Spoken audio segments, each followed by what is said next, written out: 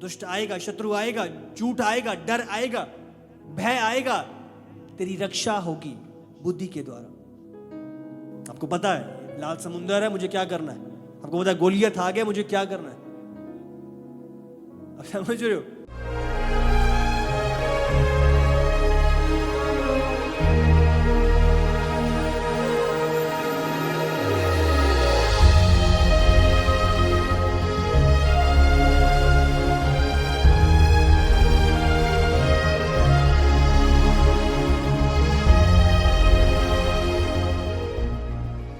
इफिसियों 5:15। इसलिए ध्यान से देखो कि कैसी चाल चलते हो, निर्बुद्धियों के समान नहीं पर बुद्धिमानों के समान चलो। बुद्धि में चलना, बुद्धि का महत्व आज हम समझेंगे। जीवन में प्रभु की इच्छा को पूरी करने के लिए हमें पाक रूह और प्रभु की बुद्धि में होके चलना है। पूरा नीति वचन अगर आप लगा लो, सुलेमान जिसको प्रभु ने बुद्धि से भरपूर किया था, उसमें श्रेष्ठ, अद्भुत और अलौकिक बुद्धि की बातें हम जानते हैं। जीवन का तात्पर्य, जीवन के प्रिंसिपल्स की गहराई हम नीति वचन में देखते हैं। आज हम कुछ चीजें समझेंगे, बुद्धि से हम क्या मदद पाते हैं, बुद्धि के द्वारा क्या क्या चीजें हमारी लाइफ में संभव ठहरती हैं। सबोपदेशक 7 उसका 11 और 12। बुद्धि मिरास के साथ अच्छी होती है, वरन जीवित रहने वालों के लिए लाभकारी है, क्योंकि बुद्धि की आड़ रुपए की आड़ का काम देता है, परंतु ज्ञान की श्रेष्ठता यह है कि बुद्धि से उसके रखने वालों के प्राण की रक्षा होती है। मिरास के साथ अच्छी होती है। आपके पास मिरास है और बुद्धि नहीं है, अब सारी मिरास खो दोगे। आपके पास बहुत सारा पैसा है पर बुद्धि नहीं है, अब सारा पैसा गवा दोगे।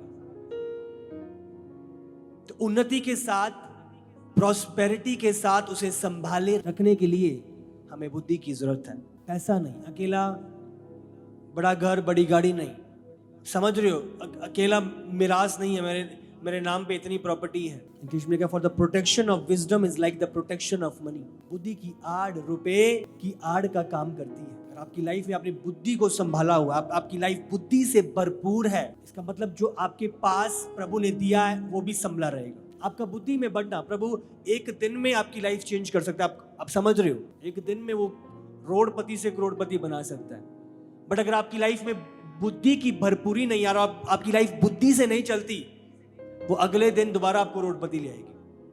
आप समझ रहे हो? बुद्धि की आड़ रुपए की आड़ का काम करती है। जब आप बुद्धि में चलते हो, आपके पास जो मिरास है, जो धन है, जो प्रभु ने आशीष दी है, वो सुरक्षित रहती है, वो बरकरार रहती है। तो लोग कंप्लेन करते हैं प्रभु ने आशीष दी और ले भी ली। वो ले नहीं ली, आपने गवाई है उसको, क्योंकि आपने बुद्धि में चलने का इनकार किया। बुद्धि की आड़ रुपए की आड़ का काम देती है, परंतु ज्ञान की श्रेष्ठता यह है कि बुद्धि से उसके रखने वालों की प्राण की रक्षा होती है। And the advantage of knowledge is that wisdom preserves the life of him who has it. आपकी लाइफ सुरक्षा होती है विजडम के अंदर। जो एक व्यक्ति विजडम की भरपूरी में होता है, वो अपने प्राण की रक्षा करता है, बाइबल बयान करती है। आप गलत डिसीजन से बचते हो, आप गलत मार्ग लेने से बचते हो, आप विनाश की दिशा से परे हट जाते हो। नीति वचन में कितना हम बुद्धि के बारे में पढ़ते हैं। नीति वचन 8 निकालो, 35। क्योंकि जो मुझे पाता है वह जीवन को पाता है और यहोवा उससे प्रसन्न होता है। बुद्धि को पाना मतलब जीवन को पाना, और यहोवा उससे प्रसन्न होता है। सबोपदेशक 7 का 13 और 14 आगे। परमेश्वर के काम पर दृष्टि कर, जिस वस्तु को उसने टेढ़ा किया हो उसे कौन सीधा कर सकता है। सुख के दिन सुख मान, दुख के दिन सोच, क्योंकि परमेश्वर ने दोनों को एक ही संग रखा है, जिससे मनुष्य अपने बाद होने वाली किसी बात को ना समझ सके। बुद्धि से जो परिस्थितियां आती हैं उनका सामना करना आप सीखते हो, उनकी असलियत को आप पहचानते हो। अगर बुद्धि में नहीं होता तो आप निराश होकर अपने आप को खत्म कर लोगे। जब आप बुद्धि में चलते हो, आपको रियलिटी पता है, आपको परिस्थितियों का सामना करना आता है, आपको गोलियत का सामना करना आता है, आपको यरियों के दीवारों का सामना करना आता है। परमेश्वर के काम पर दृष्टि कर, प्रभु के काम पर दृष्टि कर। जिस वस्तुओं को उसने टेढ़ा किया हो उसको सीधा कौन कर सकता है? प्रभु ने टेढ़ा किया है तो उसको सीधा कौन करेगा? जब पतरस यूहन्ना जब प्रचार कर रहे थे तो जो एक याजक था, जो एक चीफ प्रीस्ट था, तो बोलने लगा कि अगर ये अपनी ओर से है अपने आप गिर जाएंगे, पर अगर प्रभु की ओर से है तो कोई ताकत इन्हें रोक नहीं सकती। अगर प्रभु ने चुनाव किया है योना को निनवे पहुंचाने के लिए, तो वो तार्शीश के जहाज में बैठकर भी निनवे ही पहुंचेगा। हालेलुया! आप समझ रहे हो कि नहीं?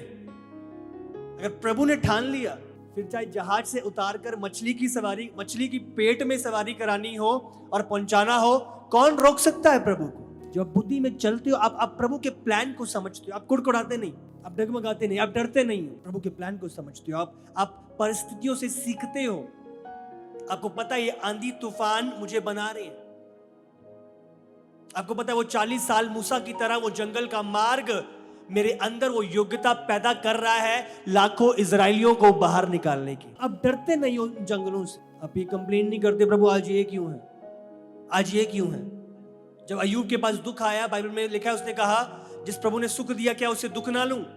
चाहे प्रभु वो दुख प्रभु नहीं लेके आया, वो शैतान की ओर से था, और उसके बावजूद आप समझते हो चीजों को, आप डगमगाते नहीं, आप कोसते नहीं, आप प्रभु के विरुद्ध कुड़कुड़ाते नहीं हो, आप समझते हो, आप जानते हो इन तूफानों के बीच क्यों नहीं हूं। मैंने आपको बताया था उन तूफानों के बीच उस नाव पर यीशु मेरे साथ है। चाहे मैं अंधकार की तराई से होकर क्यों ना गुजरूं, यहोवा मेरे अंग संग है। मैं ना डरूंगा ना घबराऊंगा, पर अपना भरोसा यहोवा पर बनाए रखूंगा। अब अलौकिक परमेश्वर के इंतजामों को जानते और पहचानते हो, आप परिस्थितियों से डरते और घबराते नहीं। नीति वचन 2:6 बुद्धि यहोवा ही देता है, ज्ञान और समझ की बातें उसी के मुंह से निकलती हैं। प्रभु देता है बुद्धि, प्रभु बताता है ये परिस्थिति की असलियत। आपको पता है लाल समुद्र आगे है तो मुझे डरना नहीं है, मुझे इसके आगे चलना है। आपको पता है यरियों की दीवारें खड़ी है, प्रभु की बुद्धि आपको बताती है इनसे डर मत, भयभीत मत हो, पर चक्कर लगा अरे गिर जाएंगे। यहोवा बुद्धि देता है, आप बुद्धि में चलते हो और समझ की बातें उसी के मुंह से निकलती हैं। समझ में चलना, बुद्धि में चलना। नीति वचन उसका 6 और 7 बुद्धि को ना छोड़, वह तेरी रक्षा करेगी, उससे प्रीति रख, वह तेरा पहरा देगी। वह तेरा पहरा देगी, तेरी रक्षा करेगी। दुष्ट आएगा, शत्रु आएगा, झूठ आएगा, डर आएगा, भय आएगा, तेरी रक्षा होगी बुद्धि के द्वारा। आपको पता है लाल समुद्र है, मुझे क्या करना है। आपको पता है गोलियत आ गया, मुझे क्या करना है। गोलियत को देख के डरा नहीं, उसको पता था क्या करा।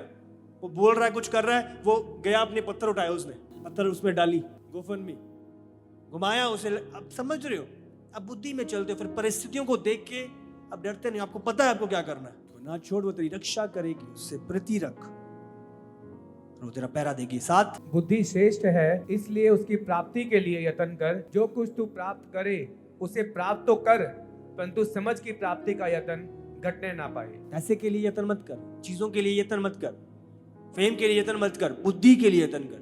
बुद्धि की बातों को सीखना, प्रभु के भय में चलना, प्रभु में लौलीन होना। सबसे पहला हमने देखा कि किस प्रकार जो उन्नति, जो आशीष है, उसको संभालने के लिए बुद्धि हमारी सहायता करती है।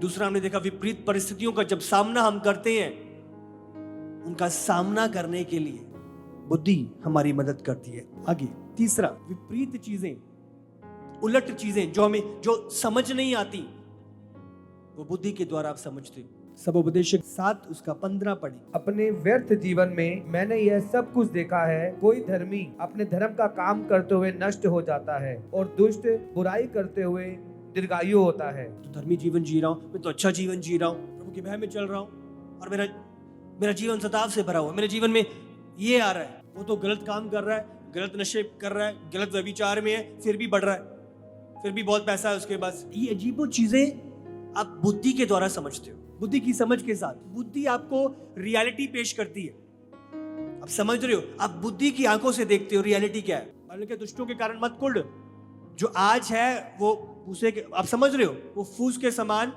कल को नहीं है। प्रभु में दृढ़ रहे, अपनी अच्छाई में बना रहे, सच्चाई और खराई में लौलीन रहे।